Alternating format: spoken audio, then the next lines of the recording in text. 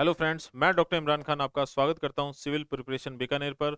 और 11 महीनों का जो इंतज़ार है वो समाप्त होता है और आरएस की वैकेंसी आ चुकी है, आपको अच्छे से पता है। भई यहाँ पर मैं आपका बहुत ज़्यादा टाइम नहीं लेने वाला, पहले ही बता रहा हूँ, व्यूज़ के लिए ये वीडियो बिल्कुल भी नहीं है। इस वीडियो में आपका थोड़ा-सा स्ट्रेस कम करना चाहता हूँ। किस तरीके से आरएस प्री के पेपर को देखिए, क्या स्ट्रैटेजी दिमाग में लेके चलिए, डरने की ज़रूरत नहीं है, बस उन पे छोटा-सा डिस्कशन करूँगा। और कहीं न कहीं आपके साथ शेयर करूँगा कि अपने को फ़ोकस किन चीज़ों पे करना है, ठीक है? बाकी भई आप आरएस का एग्ज़ाम दे रहे हो, ठीक है? सभी एक ऐज ले चुके हो, ये चीज़ें आप पढ़ोगे तो आपको समझ में आ जानी है। मैं यहाँ पर एक-एक लाइन पर आपको 1 घंटे का वीडियो बना के दे दूँ, अच्छा ये है, वो है, उससे कोई मतलब नहीं। यहाँ पर मेन-मेन चीज़ें देखो, आरएस की वैकेंसी आई तो आपको अच्छे से पता है कि भई बहुत पहले से ही पता था कि कुल मिला के 905 पदों पर वैकेंसी लगभग आने वाली है।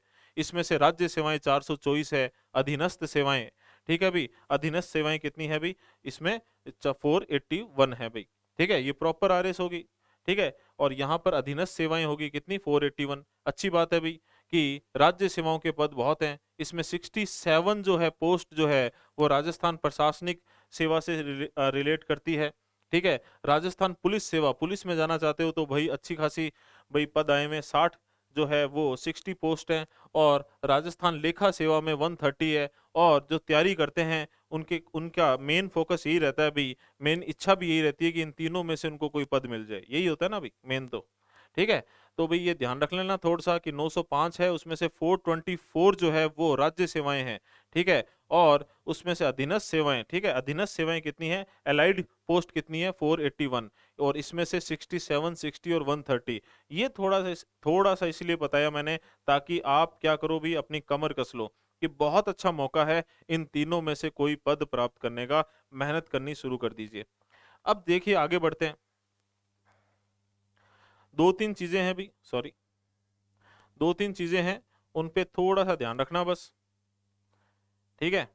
एक तो आपको पता है अभी क्वालिफ़िकेशन क्या है, आपके पास डिग्री होनी चाहिए, 21 वर्ष की आयु, ठीक है?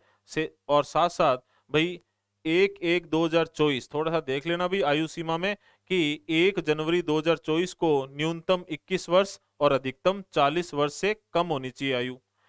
अच्छा, एक चीज़ और, यहाँ पर एससी, एसटी, ओबीसी, ठीक है? ओबीसी के अलावा मोर बैकवर्ड क्लासेस और ईडब्ल्यूएस जो है, उसके जो पुरुष हैं, मेल हैं, उनको 5 वर्ष अतिरिक्त मिलेंगे, 5 इयर्स एक्स्ट्रा मिलेंगे, ठीक है? एससी, एसटी, ओबीसी, ठीक है? मोर बैकवर्ड, एमबीसी जिन्हें कहते हैं, और ईडब्ल्यूएस की महिला जो है, उन्हें 10 साल एक्स्ट्रा मिलेंगे।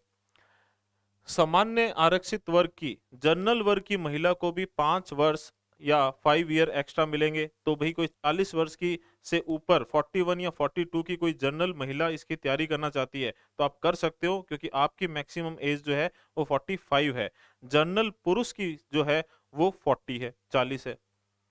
इसी में एक चीज़ और देख लो भई कि विडोज़ और डिवोर्सी जो है उस उनके लिए अधिक। अच्छा, एक चीज़ और यहाँ पर थोड़ा-सा ध्यान देना, the upper age limit for the defence personnel transfer to the reserved and ex service personnel shall be 50 years. भई सिंपल सीधी-सी चीज़ है कि स्थानांतरित रक्षाकर्मी और भूतपूर्व सेना कर्मियों के लिए अधिकतम आयु कितनी है? 50 वर्ष है। ठीक है? ध्यान रखना इस चीज़ को। इसी में आगे चलते हैं।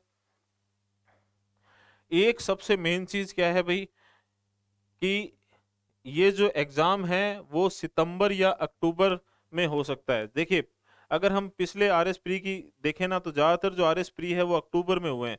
तो मान के चलिए, लेकिन आप सितंबर भी मान के चलिए कि आप तो यूँ समझिए कि सितंबर में ही होना है। ठीक है? अक्टूबर में हो जाएगा, थोड़े दिन एक्स्ट्रा मिल जाएँगे, लेकिन ऐसा कुछ नहीं है कि 10-15 दिन जो है आप सोचो कि अक्टूबर में हुआ, अभी अक्टूबर मान के चलो और अभी अपने महीना भर कोई या फिर 20 10-15 दिन खराब कर दें। आप ये मान के चलो कि सितंबर में एग्ज़ाम हो जाएगा। ठीक है? अब यहाँ पर जो एक एक चीज़ और, यहाँ पर जो कैंडिडेट्स जूनियर अकाउंटेंट की तैयारी कर रहे हैं, भी उनको अब सोचना पड़ेगा, उनको फ़ोकस करना ही पड़ेगा। क्यों? क्योंकि जूनियर अकाउंटेंट में बहुत कुछ एक्स्ट्रा पढ़ना है और आरएस प्री की तैयारी बिल्कुल अलग है।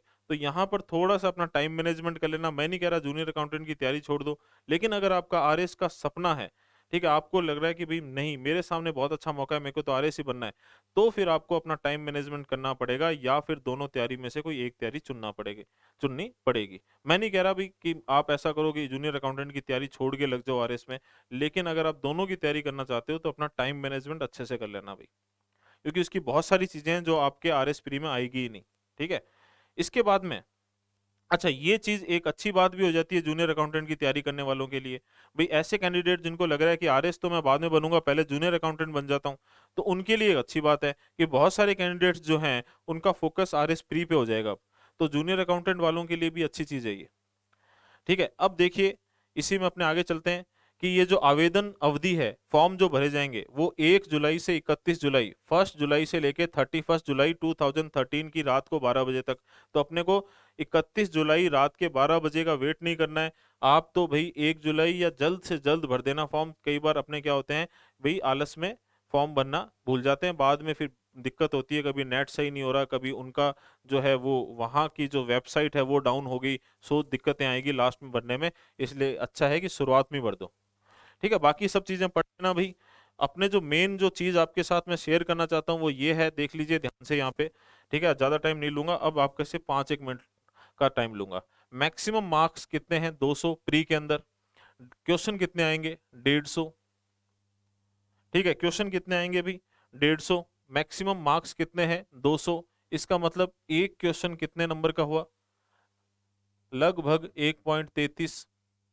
इस 150 में से 20 क्वेश्चन जो है वो मैथ और रीजनिंग के आएंगे। किसके आएंगे? मैथ और रीजनिंग के। ठीक है, तो अब मेरी बात ध्यान से सुनना भाई। अच्छा, पहले ये देख लेते हैं बाकी बचे हुए क्वेश्चन कितने हैं। 130। 130 जो जनरल नॉलेज और जनरल साइंस के आएंगे। ठीक है, इसमें करंट का भी अच्छा खासा वेटेज होता है। अब मेरी बात ध्यान से सुनना। तो आप ये मत सोचना कि मैं आपको ये कह रहा हूं कि मैथ और रीजनिंग को छोड़ के बाकी 130 पे खेल लो, नहीं। मेरी बात ध्यान से सुने।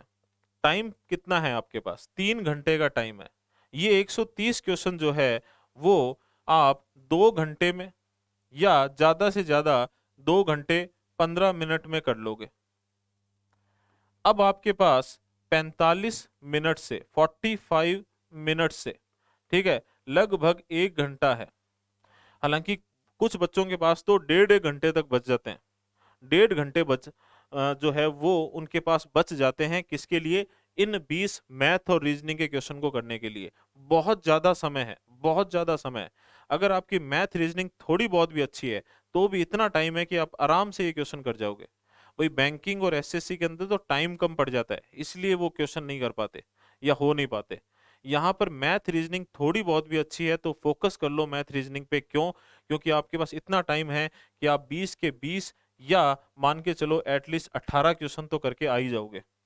18 क्वेश्चन तो आप क्या करोगे? सही करके आ ही जाओगे।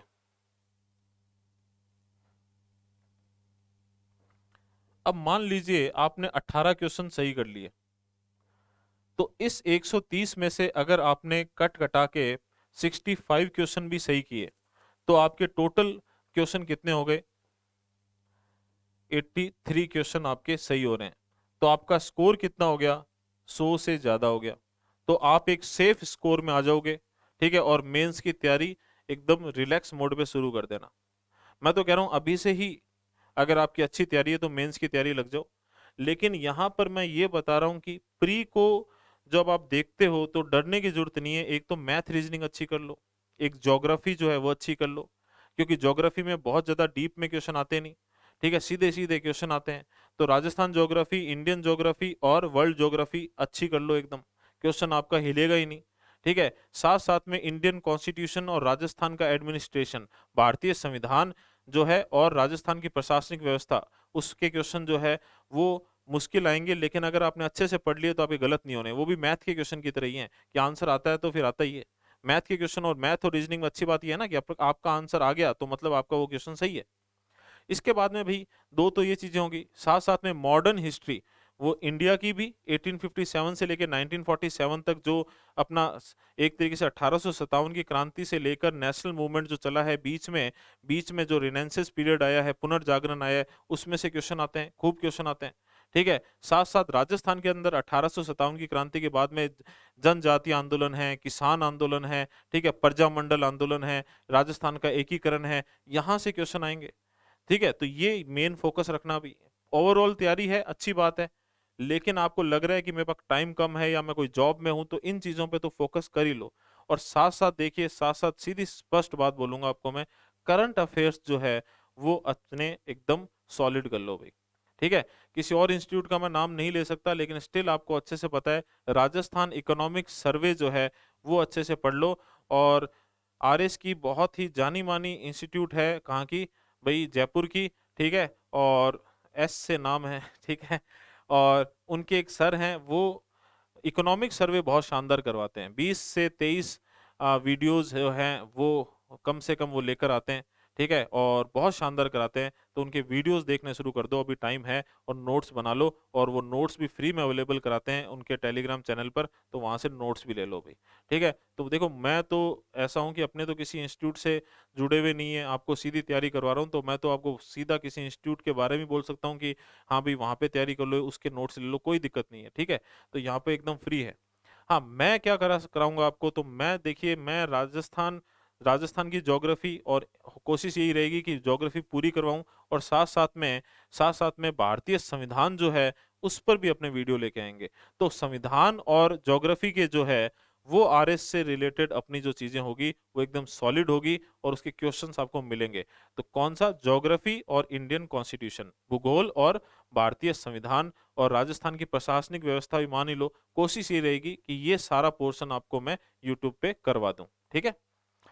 तो आप कहीं न कहीं समझ गए होंगे कौन-सी क्या इकोनॉमिक सर्वे के लिए। और स्टिल अगर आपके नहीं समझ में आई बात, तो फिर भई जो सोशल मीडिया के जो मेरे अकाउंट्स हैं, वहाँ पे कमेंट सेक्शन में पूछ लेना मुझसे, ठीक है? और ये मेंस का है, तो बस 2 मिनट के अंदर एक चीज़ बता दूँ कि मेंस के अंदर जो है, वो सबसे ज़्यादा स्कोरिंग पेपर, ये 4 पेपर आते हैं भी, general study first, second, third, और लास्ट पेपर है हिंदी इंग्लिश। हिंदी 120 की, इंग्लिश जो है वो 80 नंबर की। यहाँ पर 4th पेपर की तैयारी अभी से लग जाओ, और सेकंड पेपर की तैयारी अभी से लग जाओ। ये 2 पेपर जो है वो प्री के साथ, प्री से पहले ही करके छोड़ दो। क्यों? क्योंकि मेंस के अंदर इन 2 पेपर पे मेन फोकस रखना भी। इस 4th पेपर में 100 प्लस नंबर लाने ही लाने हैं, और यहाँ पर भी सेकंड पेपर में भी अराउंड 100 लेके आ जाना। इसमें एक तो भूगोल आएगी, और ज्योग्राफी आएगी, और उसमें अपने को मैप बना के, नक्शे बनाकर ही क्या है, आंसर राइटिंग करनी है, नंबर लेने ज़्यादा से ज़्यादा, ठीक है? तो ध्यान रखना भी, ये 2 पेपर जो है, वो आपको प्री से पहले ही कवर कर लेना है। और हालाँकि बहुत से जने तो ये करके बैठे होंगे। लेकिन अपने को डरना नहीं है। अभी भी अगर आप दिन-रात एक कर दोगे, आराम से सिलेक्ट हो जाओगे। क्यों? क्योंकि होता क्या है कि जो ऑलरेडी बहुत ज़्यादा पढ़ चुका है, वो तो हो जाएगा फेड अप। अब आपको पता है कि टाइम जो है, एक लिमिटेड टाइम है, और मैं लिमिटेड चीज़ें बार-बार पढ़ूँगा, और अब उन्हीं चीज़ों में से अगर आपने अच्छी मेहनत की है, तो उन्हीं चीज़ों में से आरएस आएगा। क्यों? आरएस में क्वेश्चन आएँगे, क्यों? क्योंकि आरएस में क्या है कि सिलेबस जो होता है ना, उससे ज़्यादा हिलते नहीं है क्वेश्चन्स। तो सिलेबस की जो है वो एक ना, क्या कहते हैं उसे, हार्ड कॉपी निकाल लेना भई, और जो-जो आपके टॉपिक होते चले जाएँ, उनको टिक करते चले जाना। तो ये स्ट्रैटेजी है आरएस की, जो मेरे हिसाब से आपके लिए फ़ायदेमंद रहेगी। और जो है, डेट ध्यान रखना, 31 जुलाई रात को 12 बजे तक इंतज़ार नहीं करना है। 1 जुलाई या 1 जुलाई के आस-पास ही आपको फॉर्म भर देना है भई। और मेरे से जो हेल्प बन पड़ेगी यूट्यूब पे, वो मैं आपकी करने को बिल्कुल तैयार हूँ। तो मैं मेहनत करूँगा आपके लिए, आप मेहनत करो आपके सिलेक्शन के लिए, क्योंकि आपका सिलेक्शन ही मेरे लिए गुरु दक्षिणा है। ठीक है भई? तो मिलते हैं नेक्स्ट वीडियो में। Thank you. जय हिंद।